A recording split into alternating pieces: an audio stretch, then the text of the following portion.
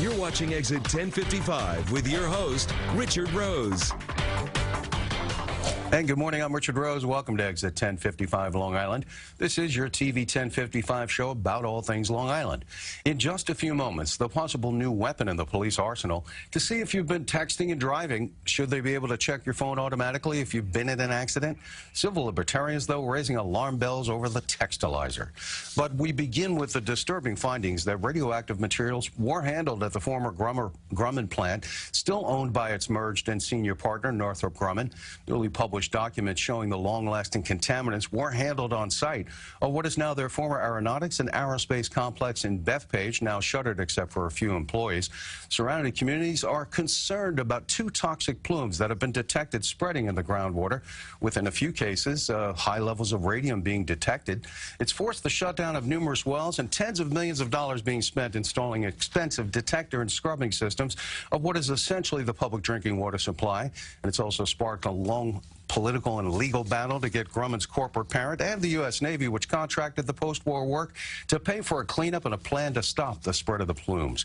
Joining us now are some of the principal players in both the legal and public safety battle. They are Mike Bufus, he is the superintendent of the Bethpage Water District, and Rich Heumann, president of H2M Architects and Engineers, the engineering firm that the water districts are relying on for engineering reports of the potential threat to our drinking water. And welcome to the show, gentlemen. Thank you. Thank you. So explain these latest findings, Mike. Let's begin with you. What Grumman essentially admitted in papers or answers to the State Department of Environmental Conservation, right? So what happened? So after all these years, they finally have now admitted that they did handle and use radioactive materials on site. What kind of radioactive materials? It was mostly for testing purposes. So they had different buildings that were isolated that they would use these materials in. Well, Rich, you're on the engineering architectural side of it. I've even seen stories on the Discovery Channel about how the planes in that era were built with radioactive luminescent dials, right? Because that was so that the fighters and the planes could see at night, right? So this was an intentional design. Yeah, I mean, the primary radiological contaminant is radium. Grumman had probably identified 30 or so radioactive materials that they use for testing and manufacturing. But if you take a look at, over the decades, the 40s to 50s, radioactive materials were used in instrumentation design. So, okay, then in the last couple of years, we found radium being detected in what most people would consider unsafe levels, beyond the limits that you want in some of the wells, forcing their shutdown. Is this the cause of that? We believe that the radium that is detected in Bethpage as well is originated from Grumman's property. Yeah. Now, we should point out that you're suing Grumman, right? Explain that lawsuit. That is correct. So we're suing Grumman. Our relationship has changed ever since they left Bethpage.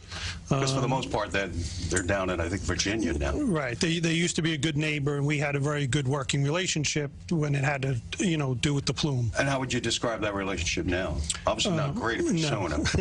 Shattered at best. Well, have they stepped up in any way to say that they're responsible for this plume? I know in the past they have told me, well, it could have come from a number of sources, and we have seen that there have been places identified using radioactive materials in those same decades on Long Island. So could it have come from any other source? In this case, no. The wells from Bethpage are definitely impacted from the plume. What proof is there of that, Rich? Because, I mean, ultimately, somebody's got to decide this in court somewhere, right? Because this has been going on for decades as to who's responsible. Yeah, you've got the existing groundwater plume that's been impacting Bethpage for the last 30 years, and there's no doubt that contamination originated from Grumman's property. This radium issue is now something that H2M and Bethpage believe originated from Grumman's property. There's a lot of investigating that now is going to be taken on by the state in order to determine the connection between Grumman's property and Bethpage's wells. Has the state DEC made a determination that Grumman is responsible for these plumes? For the larger plumes, yes. For the radium piece of it, that's been more recently detected, not yet. Still more battle over that. Yeah. And it's spreading into surrounding communities, is it not? What other communities are affected by this? Well, right now it's affecting South Farmingdale water, Massapequa, will be Levittown. It's going to make its way down south. Because that's what groundwater does. It eventually just keeps moving, and then it affects, and people live on drinking water from public wells here. That is correct. All right, so then you have this threat, which, you have this, obviously is going to have to go to the courts to be decided as a legal battle at some point.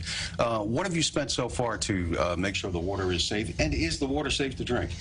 The water is absolutely safe to drink.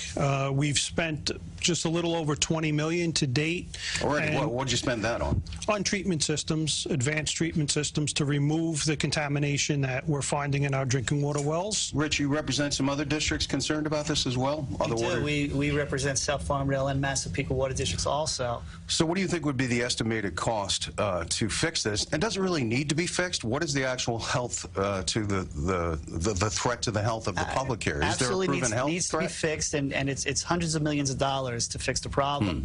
You know, Bethpage has been hugely successful for 30 years, being able to treat the contaminants and make sure they don't get to the public, but treatment systems are not a guarantee. So the right thing to do is to stop the contamination from hitting the wells, and that's really what the state and Grumman and the Navy need to focus on. And do we have a system that could do that? Is there a technology that exists that could clean this up? There's technology that exists. It's complicated and it's costly, but it could be done. Well, you mentioned it there, you know, and even I talked to a top company executive. He mentioned to me that some of the solutions that you've talked about, you mentioned it just now, hundreds of millions of dollars. He said, you know, this is a potential money grab for all the water district systems so they can get their dream modernized water and infiltration drinking systems. Meanwhile, they don't want to pay for it. It's just a chance for them to get a beautiful, wonderful water district. What do you say to that, Mike? I absolutely disagree. If they didn't contaminate the groundwater, I wouldn't have to put these treatment systems on.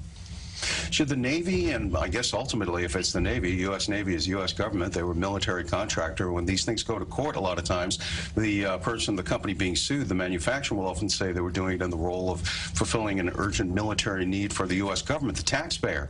So do you think that the Navy has a role in this, and are taxpayers on the hook for any potential cleanup here? The Navy has responsibility, definitely has responsibility, and Grumman and the Navy, regardless from our perspectives, they're both responsible. Who puts the money up is really not our issue. We just want to make sure that it gets remediated. Where's your legal case stand right now? What part of it is it up to? We're actually in the Second Circuit, the appellate division.